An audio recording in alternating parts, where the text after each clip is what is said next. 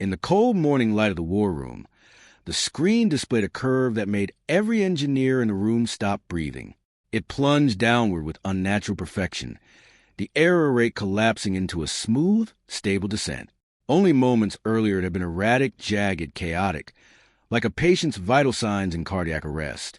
Now it was calm, controlled, alive. 15 pairs of eyes stared at the monitor in stunned silence. No one spoke. No one moved. At the far end of the room, CEO Serafina Lawcatch froze mid-step. Her hand hovered in the air, fingers curled around the handle of her coffee mug that she had been about to lift. Her platinum hair caught the fluorescent light above, throwing a sharp reflection against the glass wall behind her. Then the mug slipped back to the table. Her heels clicked against the marble floor as she moved toward the control console. "Run that again," she said quietly. Finn Harper, the 30-year-old machine learning lead, obeyed instantly.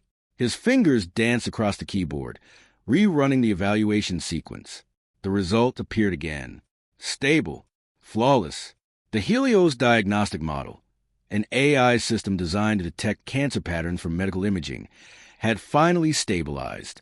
After 6 weeks of catastrophic failures, after 42 unsuccessful rebuilds, after endless nights spent adjusting hyperparameters, restructuring architectures, and retraining entire neural networks, someone had fixed it. Serafina's eyes narrowed. "Who wrote this?" she asked. Her voice sliced through the silence like a blade through silk. Finn scrolled through the commit log. His expression shifted from curiosity to confusion. "Unknown account," he said slowly. "What?" "Guess credentials." A murmur rippled across the room. Serafina stepped behind him and leaned forward to study the code. The patch itself was short, barely 30 lines. But the logic was breathtaking, elegant, precise. It rebalanced the model's curriculum learning schedule while introducing adaptive early stopping gates triggered by gradient divergence. A secondary system monitored mini-batch drift using statistical process control. It was exactly the kind of solution an experienced researcher might arrive at after months of experimentation. But whoever wrote it had done so in under an hour. And something about the comments made Serafina's pulse quicken. The annotations were informal, almost childish. But the notation style, 3 letters stood out. EC Omega. Serafina felt something cold slide down her spine. She had seen that notation before. Only once. 15 years ago. "Find whoever pushed this," she said quietly. "Now." 20 minutes later, security escorted 2 people into the war room, a janitor and a teenage girl. William Carter stood tall despite the uncomfortable attention of the executives around him. His maintenance uniform was clean but worn. The name tag on his chest sat slightly crooked. Beside him stood Audrey Carter, 15 years old. She clutched a battered laptop to her chest like a shield. Her school uniform hung loosely on her small frame, 2 sizes too big. The cuffs were frayed. A patch had been clumsily sewn across one knee. Her eyes flickered nervously around the room. Serafina walked toward them slowly. Behind her, the company's legal advisor, Helen Brooks, was already documenting the situation on her tablet. In the back corner stood Damon Cross, the company's vice president, tall, thin, impeccably dressed in a silver-gray suit. His pale gray eyes watched the scene with detached calculation. Serafina stopped in front of the girl. "Who taught you this algorithm?" she asked softly. Audrey swallowed. Her lips trembled. I'm sorry," she said quickly. "I didn't mean to break anything." "That wasn't my question." The girl glanced up at her father. William gave a tiny nod. Audrey looked back at the CEO. "Nobody taught me," she said. The room went silent. "I was watching the training loop through the hallway window," she continued timidly. "I noticed the curriculum weighting system was collapsing. The model was forgetting earlier tasks too fast." Finn blinked. "That's exactly what was happening." Audrey nodded nervously. "So I wrote a patch to rebalance it." Serafina's gaze sharpened. "How?" Audrey hesitated. "Adaptive early stopping gates and drift detection on the mini batches." The room froze. Even Finn looked stunned. Audrey's voice became smaller. "I tested it first," she whispered, "on a mirror copy. I wouldn't have pushed it if I thought it might hurt anyone. She hugged the laptop tighter. My dad works here, she said quickly. He just mops floors. I didn't want to cause trouble. No one spoke. The ventilation system hummed quietly overhead. Serafina stared at the girl, and something inside her shifted, because the coding style, the logic structure, the notation, it all reminded her of someone she had known a very long time ago. Outside, Seattle rain hammered against the glass tower of Lock Dynamics. Sheets of water cascaded down 43 stories of windows, turning the city into a blurred landscape of gray and silver. Inside the building, pressure was mounting. Project Helios had been failing for 6 straight weeks. It was the most ambitious product the company had ever built, an AI system capable of identifying cancer patterns in medical scans faster and more accurately than human doctors. If it worked, it would change medicine forever. If it failed, the company's reputation would collapse. The global press launch was 10 days away. Investors were watching. Competitors were circling. Serafina had built Lock Dynamics from the ruins of a failed startup. Over 5 brutal years, she had turned it into a billion-dollar enterprise. Her philosophy was simple: results before feelings. She demanded perfection from everyone, including herself. Employees called her the Ice Queen behind her back. She knew. She didn't care. Success required sacrifice. Far below the executive floors, in the maintenance corridors beneath the building, life looked very different. The air smelled faintly of disinfectant and machine oil. William Carter pushed his cleaning cart down a glass hallway. At 36, he moved with quiet efficiency. He nodded politely to security guards, stepped aside for late-night engineers, and kept his eyes lowered. Invisible, that was how janitors survived in places like this. Invisible meant safe. Back in the service break room, Audrey sat at a plastic table covered in coffee rings. Her algebra homework lay open, but she wasn't looking at it. Her eyes were fixed on the wall monitor displaying Helios system logs. Error messages scrolled endlessly. System instability detected. Training failure. Rollback required. To most 15-year-olds, those words meant nothing. To Audrey, they meant everything. She had been coming to work with her father for 3 months. Ever since their landlord raised the rent. Ever since babysitters became impossible to afford. William worked the night shift from 10 p.m. until 6 a.m. Audrey spent those hours studying, learning, teaching herself. Her father had rescued an old ThinkPad laptop from the company's electronic recycling bin. It became her window to the world. She taught herself Python from free online courses. She watched lectures from Stanford, MIT, Carnegie Mellon. She read research papers she barely understood at first. Then she read them again, and again, until she did. William never asked what she studied. He simply brought her coffee when she stayed awake too late. And sometimes, when exhaustion made her cry, he rested a hand on her shoulder and said quietly, "Intelligence and opportunity are not the same thing." The contradiction defined their lives. William Carter had once been a brilliant researcher. He had published papers in prestigious journals. He had worked beside some of the brightest minds in artificial intelligence. Now he scrubbed floors. Audrey Carter could debug machine learning code that graduate students struggled with, but she wore a faded school uniform passed down from a cousin. The world saw only a janitor and his daughter. It never looked closely enough to see anything else.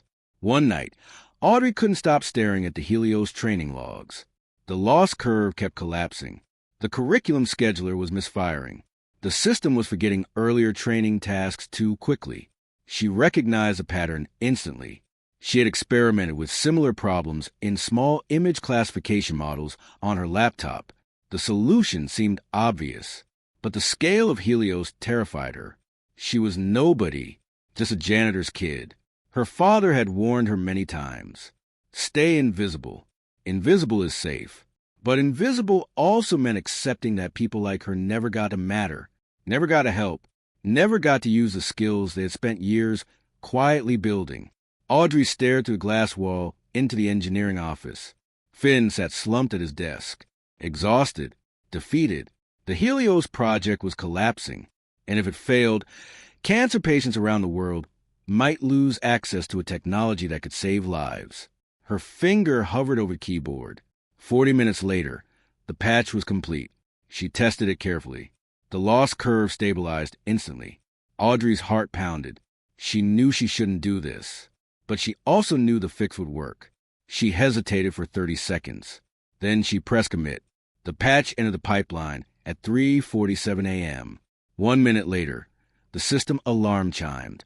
Unauthorized code submission detected.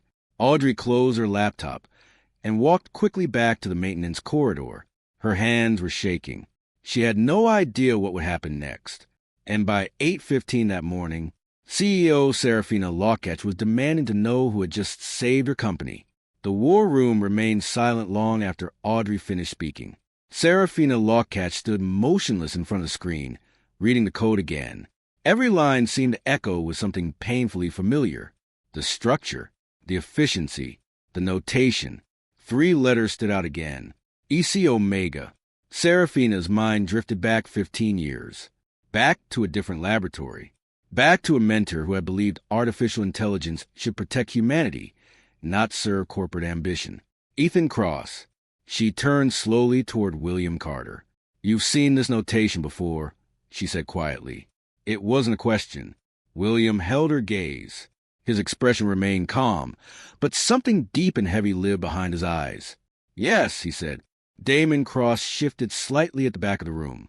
The movement was small, but Serafina noticed. "Finn," she said, without looking away from William, "pull the historical commit logs for the early Helios prototype. Everything we still have." Finn hesitated. "Those archives are 15 years old." "Then start digging." Serafina turned to Helen Brooks. "I want a technical evaluation of Audrey's patch and a legal assessment of the commit event. 48 hours. Helen nodded slowly. Then Serafina looked at William and Audrey again. "You will remain in the building for now," she said. "Conference room B." The conference room felt colder than the war room. Audrey sat quietly with her laptop on the table, while William stood beside the window, staring down at the rain-soaked city. Neither spoke. Finally, Audrey whispered, "Did I make things worse?" William turned toward her. "No," he said softly. "You told me to stay invisible." William sighed. "I told you that because the world is not always fair to people like us." Audrey lowered her eyes. "But sometimes," he continued gently, "the truth needs someone brave enough to show it." Meanwhile, in another conference room, Damon Cross spread a series of documents across the table. Helen Brooks sat opposite him. "This situation is dangerous," Damon said calmly. "The unauthorized commit came from William Carter's guest credentials. That's technically a security breach." Helen nodded reluctantly. "If Helios fails after this patch, the company could face liability." "Exactly," Damon said, "so we contain the risk." He slid a document across the table. "A settlement agreement." Helen scanned it.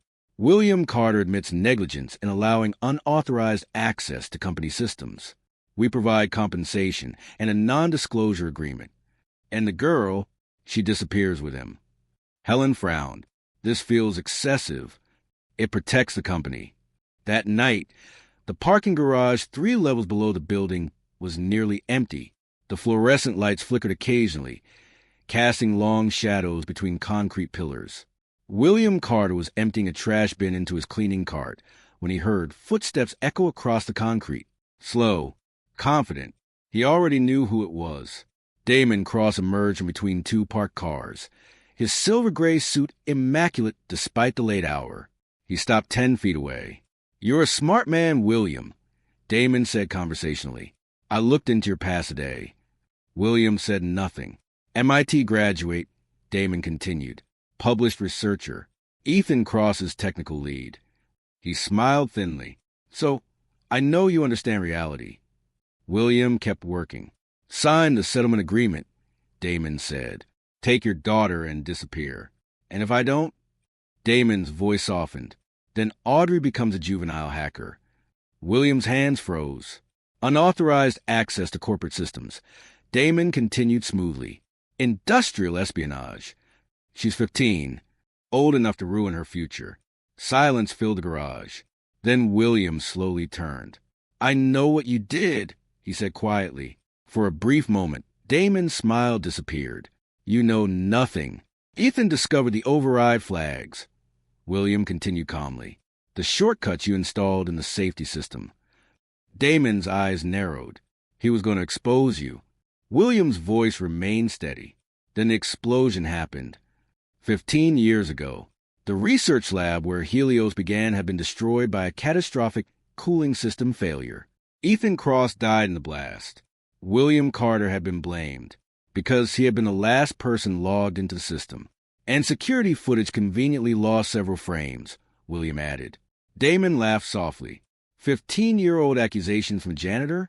He stepped closer. Prove it. But someone had heard everything. 30 feet away, hidden behind a concrete pillar, Audrey stood frozen. She had followed her father, and now she understood everything. All the years of silence, all the years of shame. Her father had been framed. The next morning, Audrey found Finn in the engineering office. Can you access the old safety module logs? She asked. Finn hesitated. Those systems are archived, but not erased, right? Finn studied her determined expression. Then he nodded. If they still exist, we can try. They worked through the night. Audrey wrote scripts that combed through massive archives of corrupted data. Finn cross-referenced employee credentials. Buried deep in the logs, 15 years old. They found it. Tampering. Access records showed the safety override module had been modified days before the explosion. The credentials used belonged to one person, Damon Cross. Finn stared at the screen. Oh my God. Serafina made a decision. She couldn't confront Damon openly yet. He had allies on the board, but she could protect the truth. She moved Audrey, William, Finn, and Helen into a sealed research lab on an unused floor. The old Helios laboratory. Dust covered the equipment. On the wall hung a faded photograph. A younger William Carter stood beside a smiling man with kind eyes. Ethan Cross. Audrey touched the photo. That's him. William nodded. He believed AI should serve people, he said quietly, not power. In a corner of the lab sat several old hard drives. Can we recover anything? Serafina asked. Audrey knelt beside them. Maybe. For 18 hours she worked without stopping, rebuilding corrupted file headers, recovering fragments of data. Finally, the screen flickered. A video file opened. Security camera footage. The day before the explosion. 2 figures stood in the lab. Ethan Cross and a younger Damon Cross. Their voices were faint, but clear enough. These override flags are dangerous, Ethan said. The investors want launch by Q2, Damon replied. I will not compromise patient safety.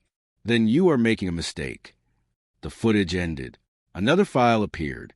System logs. 8 hours before the explosion. Cooling system interlocks disabled. Override flags activated. User credentials. Damon Cross. Serafina stared at the screen. Her entire career had been built on the technology Ethan began, and the man who had killed him had been running the company beside her. The press launch arrived 3 days later. Hundreds of reporters filled the auditorium. Cameras pointed toward the stage where Damon Cross prepared to present Helios. Serafina stood beside the control booth. Ready? Finn whispered. She nodded. Switch the feed when he begins. Damon stepped forward confidently.